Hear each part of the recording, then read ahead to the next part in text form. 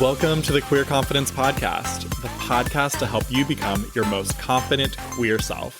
I'm your host, he, she, they, Coach Alex Ray, and I haven't always been this confident. In fact, I used to be super insecure. And through this show, I want to share with you what's worked for me, my clients, and my guests so that you can become more confident. Welcome back, my magical unicorns. So, did you start applying last week's lesson? Have you started to allow more discomfort in your life? I hope so. Because today we are going to be talking about step 2 to creating confidence. And this is the step that everyone wants to rush to.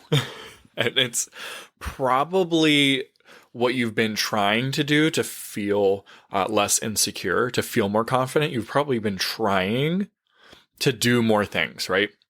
So guess what? Today we're going to be talking about doing the things. We're going to be talking about taking action. That's step 2. But you have to make it step 2. You cannot take action and then allow the discomfort. You have to do the allowing first so that you can take action in a way that's actually going to be confidence building instead of confidence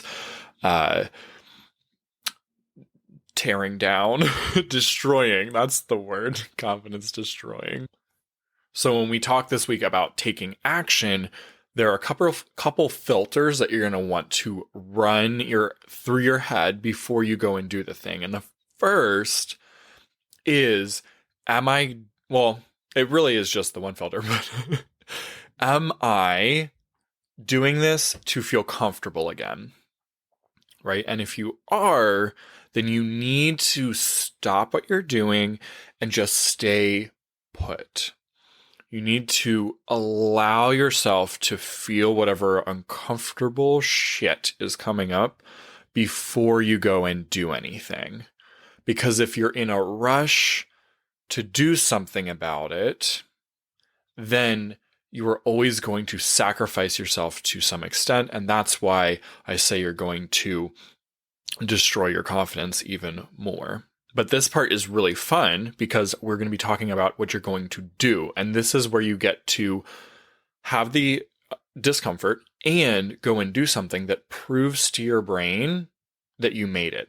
And so this is actually the part where you start building some more evidence for your brain. You really do it at all 3 steps, but I think this is the most obvious part of building confidence when you really start seeing, okay, wait a minute, not only can I just allow feeling crappy, like, okay, I can survive that, but now I can actually go do something that is headed towards what I've been trying to avoid, heading towards my fear, and I can still survive that. So this is so much more fun. So again, sometimes taking action is going to mean not taking action yet. Sometimes taking action is going to mean going back to just the allowing. Sometimes it's going to mean that you're not ready. You have to do a little assessment on yourself. Am I doing this thing in order to take care of myself, or am I doing it to avoid discomfort still? So let's talk about what that even means, okay? And I was on a Zoom call doing this presentation last week, and somebody asked a question. He said, hey, when I'm feeling lonely, I often will go for a bike ride. Are you saying that that's wrong? And my question back to him was, why are you going on the bike ride? Are you going on the bike ride to hurry up and ignore the feeling of loneliness? Or are you going on the bike ride because you see that, hey, I'm feeling lonely.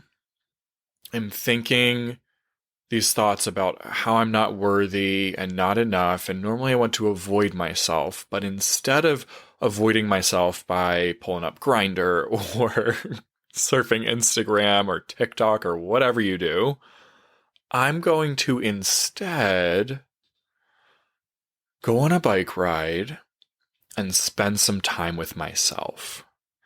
I'm going to go and care for me in this time of feeling lonely. And so in that case, you're actually being the company that your brain is longing for, right? When we're lonely, we're longing for some company. When you avoid yourself with distractions, the bike ride could be the distraction, then you're not going to help yourself overcome that loneliness at all. So don't use the action to avoid. Just remember here, the thing that you do is not what makes it helpful or not. It's not good or bad. The bike ride is not good or bad. The surfing social media is not good or bad. Heck, sex isn't good or bad. It's why are you doing it? Why are you seeking maybe a partner or a friend or a lover or whatever? Are you doing that so that you can hurry up and feel better about yourself? Because if so, then you're always going to make feeling better a product of your environment. You're going to stay dependent on trying to change everything outside yourself, to change your circumstances, your surroundings, your job, your boss, your partner, your friends. You're going to be obsessed with changing all these other things, most of which are not up to you to control, like other people's thoughts or actions. And you will then always, because you're dependent on those things changing, you will always keep feeling insecure. Confidence is knowing that you can always find calm and peace no matter what situation you are in. No matter what action you take, you're going to be able to find some calm. So don't do the action to become calm or to feel better. Do the action out of care for meeting your own personal needs or wants. And you just have to be really careful about being on to yourself, because your brain likes to twist that question of whether you're doing it to care for yourself or not. And it likes to be like, oh yeah, I'm caring for myself by hurrying up and feeling better. Don't do that. All right. So an example that I wanted to share with you is like public speaking. And that's the number one fear that people have in the world, right? I think is public speaking. It's the most feared thing ever. What this process is going to look like in the case of public speaking is that, yes, you're going to feel afraid. You're going to feel insecure about it. And you're going to do step one. You're going to allow the discomfort. You're going to allow yourself to feel afraid, to feel nervous. And with public speaking, one of the best tips, my friend, is that your body physically reacts the same when it is afraid and when it's excited. So you can actually tell yourself, hey, I'm just excited. I'm excited to get on that stage. I'm excited to get on Facebook Live, Instagram Live, whatever. Like, I'm excited to talk to these people. And your body doesn't know the difference between fear and excitement. So you can actually help kind of coach your own brain into feeling a more positive feeling. But just be careful there because, again, I don't want you to just know that tip. And now every time you feel afraid, you're like, well, I just have to keep hurrying up and changing afraid to excited. Okay. So maybe I should have even left that out. I don't know, but we're going to leave it in anyway. So for public speaking, allow yourself to feel afraid. And then take a deep breath. Allow yourself to feel afraid and then go and do it. And what you're going to prove to yourself in that is that, oh, I made it. I didn't have to change anything about the situation. And that's why I say be careful with that first tip. Maybe it's in your best interest. Now that I'm saying it, I'm like, oh my gosh, why did I even put that in here? But it's probably in your best interest to not jump to that excited thing right away, because what we want to do here is create some evidence for you being capable of things that you feel afraid of. So be afraid and do it anyway. Step always towards the fear instead of away from it. Now, what about dating? That's a really great topic that I wanted to include here too. What does your action look like in dating? So if you're feeling lonely, which I've experienced many a time, and I have had some rough relationships, my friends, I used to think that all gay guys must just be super shallow and absolute assholes, because that's all I kept finding. And the reason I was finding that, I thought, was because that was just how all gay men were. What I didn't realize was that I was using dating to fill a gap in my life. I didn't feel worthy of love. I didn't feel lovable.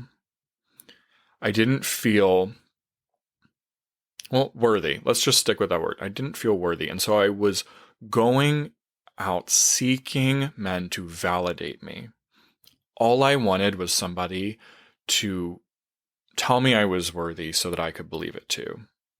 The problem, though, is we always attract people who treat us the way we treat ourselves. I attracted jerks because I was a jerk to myself. I put up with that behavior because I had trained my brain to believe that behavior was normal, because that's the behavior I was giving myself in my head. So if loneliness is an issue for you, loneliness is not because you are or are not with somebody. You can be lonely in a relationship. And if you go take the action of dating and getting a partner, and you do it from a place of trying to avoid the loneliness, there will come a day, I promise you, where you start feeling lonely, where you are in the relationship and you feel alone. In order to make sure that does not happen, or in order to heal that, if you are in a relationship and you're feeling lonely, is to go through this process. You have to first allow the loneliness, make peace with it, make it not a problem. You'll know that you're okay with it when it doesn't feel like a problem you have to escape. When you know, hey, I feel lonely, but I'm all right. I don't like it, but I'm all right with it. And I'm not in a rush to change it. You're going to start being able to become your own best friend. That's what you have to actually do. If you want to have deep relationships with other people, you have to have a deep relationship with yourself. Because you keep avoiding being authentic and deep and meaningful with other people because you aren't authentic, deep, meaningful with yourself. All you do is a whole lot of judging and disliking. And that will only give you more of the same within your external relationships. So once you've done that, step one, I know this is this was more last week, then you are ready to open yourself up to dating and to pursue a relationship. Or, in the case that you're already in a relationship, then you start knowing how to act and behave with the other person and what to ask for. Because here's the problem. Most of you that are in a relationship and feeling lonely, you think it's your partner's fault. And you keep telling them they're doing it wrong. They're not doing anything wrong, my friend.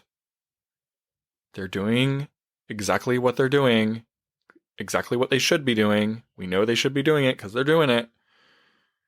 That's them.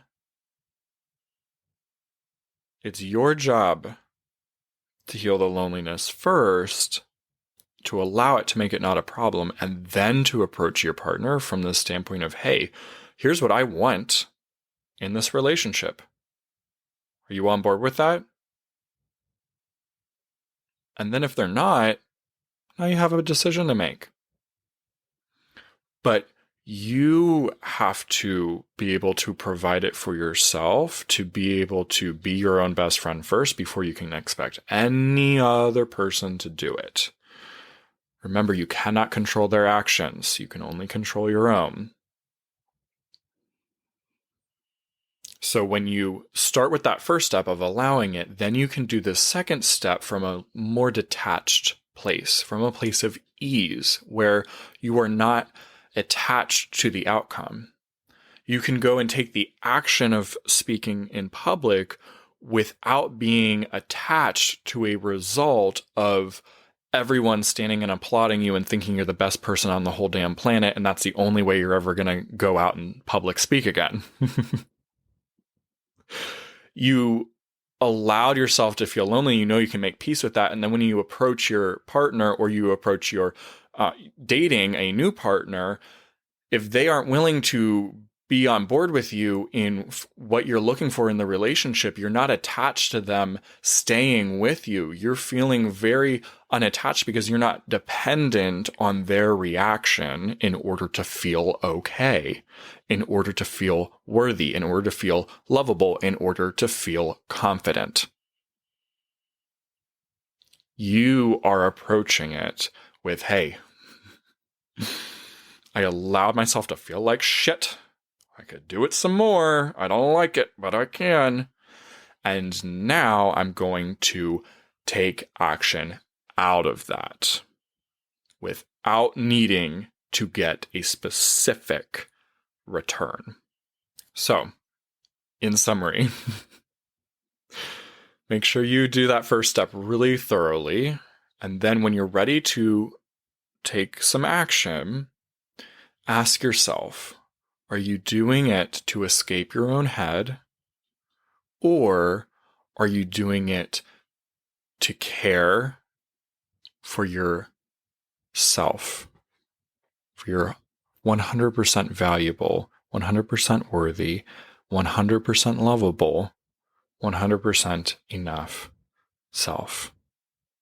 Are you taking the action to validate your own needs? Not to seek validation from others, but to validate your own needs and to respect them? Or are you trying to change the situation so that you can ignore or feel better in an instant? All right, my friends, got some work to do this week. Got some actions to work on.